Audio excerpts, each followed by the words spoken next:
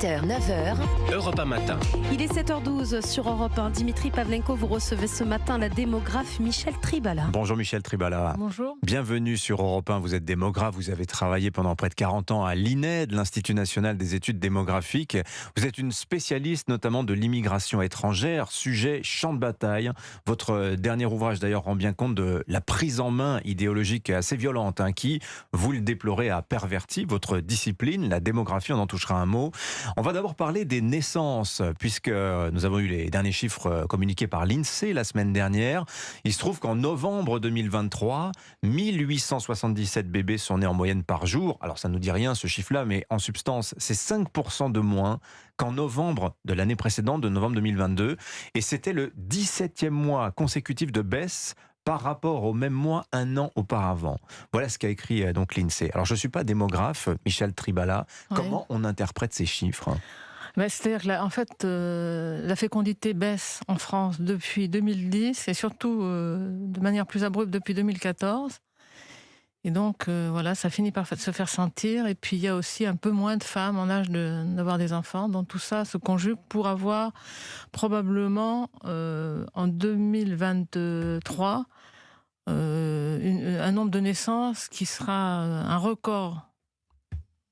Un record Un record de faiblesse. de faiblesse, Oui. absolument, et peut-être un solde naturel, c'est-à-dire les naissances moins les décès qui sera voisin de zéro. Oui. Et on entend pourtant dire tout le temps, Michel Tribala, que cocorico, malgré tout, malgré ces chiffres qui ne sont pas très bons, la France a le meilleur taux de fécondité de l'Europe. C'est-à-dire qu'en France, c'est là que les femmes font le plus d'enfants. Ouais, pas de taux de fécondité, hein. Oui. C'est un nombre moyen d'enfants par femme. Oui. Donc on est parmi les moins bas, disons, plutôt Oui. que les plus hauts. Et la fécondité baisse en France, mais elle atteint des niveaux très très bas aussi dans des pays comme l'Espagne, où alors là, ils ont 1,16 enfants par femme en 2022, Oui. ce qui est vraiment très bas. Et en France, c'est un peu moins d'1,8 aujourd'hui. En France métropolitaine, c'est 1,76. Oui. Ouais.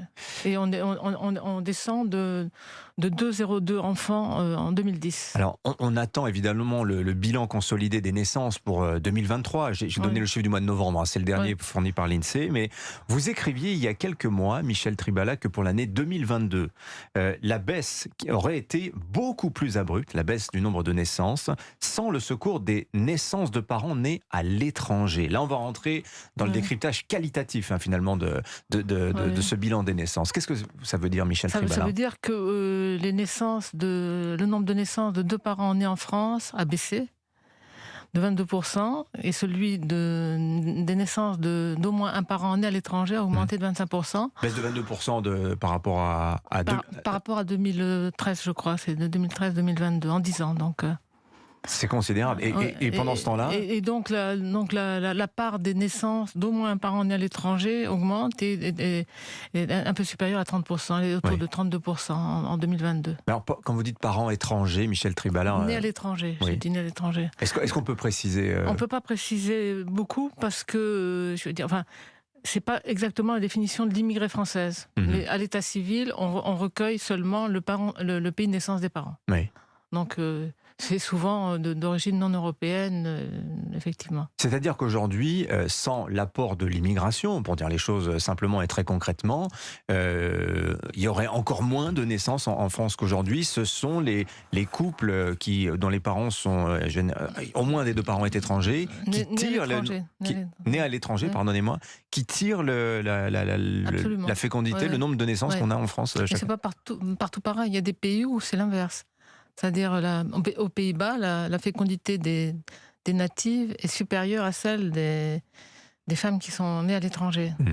Et alors, quand on regarde ce bilan des naissances, en tout cas des femmes qui font ces enfants, une chose est assez spectaculaire. On voit que la seule tranche d'âge qui fait nettement plus d'enfants aujourd'hui qu'il y a 20 ans, ce sont les femmes de plus de 35 ans, Michel Tribala. Qu'est-ce que ça signifie, ça ?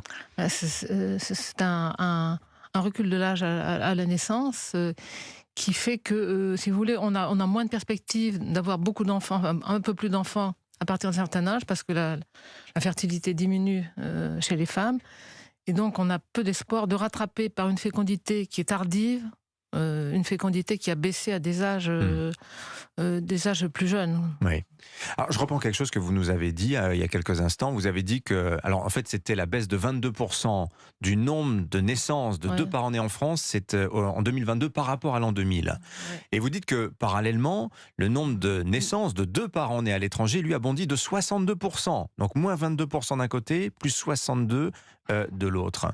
Alors, il se trouve que quand on dit ça, alors que c'est statistiquement vérifié, c'est ce que vous écrivez dans vos ouvrages, Michel Tribala, eh ben on se fait attaquer. On se fait attaquer parce qu'aujourd'hui, il y a une espèce de perversion idéologique du métier de démographe. Michel Tribala, ça vous a valu d'ailleurs quelques ennuis dans votre Ouais, carrière. ça fait un petit bout de temps que ça dure, oui. Oui. C'est vrai. Mais alors, qui fait ça et dans quel but, tout simplement? Ben, simplement, si vous voulez, il y a une idéologie qui s'est introduite dans la discipline et qui vise à redresser les perceptions communes. C'est-à-dire, les gens ordinaires pensent mal, et donc on cherche à leur apporter je veux dire, la négation de ce qu'ils pensent et essayer de les entraîner vers des pensées plus positives vis-à-vis de l'immigration. En gros, c'est ça. Et donc voilà, donc ça pervertit. Si vous voulez, quand vous cherchez à répondre à une question pour de vrai, bon, ça a du sens, vous faites tous les efforts du monde pour vous approcher de la vérité, mais quand vous voulez prouver aux gens qu'ils se trompent, là, c'est la voie de la perversion au niveau de la recherche démographique. Mais quand les gens disent il y a de plus en plus d'immigrés en France, ils se trompent ou ils se trompent pas alors? Non, très mais c'est concrètement? vrai, Oui. c'est vrai. Vous, votre travail prouve cela aujourd'hui? Je veux dire, les statistiques, si vous allez sur le site de l'INSEE, vous verrez assez facilement que... Oui. Oui, généralement, on lit le résumé, on lit le commentaire des Ouais. chiffres. On Non, se mais plonge si vous pas voulez, dedans. On n'est pas je veux des dire, experts il y a un comme défaut, c'est-à-dire qu'on compare par rapport à nos voisins. On a eu une immigration moins forte que nos voisins, par exemple allemands. vous. Oui.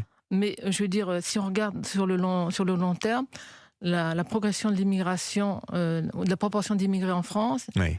dans la période récente, 99-2020, c'est au même taux d'accroissement que les années 54-75, qui sont une période de forte immigration. Et notamment une très forte accélération, vous le dites, à partir de 2010, la dernière décennie, véritablement, a été une période de flux migratoire extrêmement important en direction de la France. Absolument, Ouais. oui.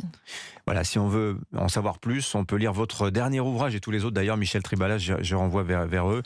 Immigration, idéologie et souci de la vérité. C'est paru en 2022 aux éditions de l'Artilleur. Oui. Merci d'être venu nous voir ce matin Merci. sur Europe 1, Michel Tribala. Bonne journée à vous.